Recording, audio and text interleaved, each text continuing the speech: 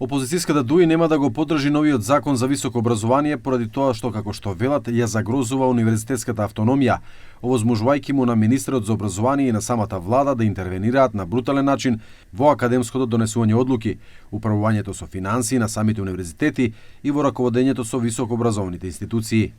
Преку овој закон ќе се ослаби внатрешната демократија на универзитетите, додека процесот на донесување одлуки ќе се централизира во рацете на неколку поединци и групи со интереси. Академската слобода треба да биде недопирлива, додека високообразовните институции треба да бидат независни во извршувањето на нивните активности. Поради горе наведените причини, овој предлог закон е неприфатлив за нас и на никаков начин нема да има наша поддршка.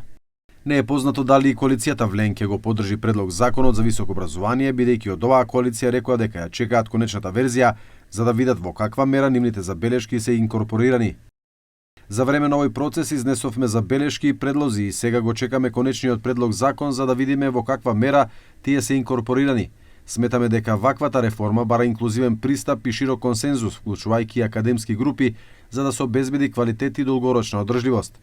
Инаку Министерството за образование повторно го објави предлог законот за високо образование во кој се направени промени како во техничкиот аспект, така и во суштинскиот. Сепак законот се очекува да биде испратен во владата и по неговото усвојување да се достави до собранието.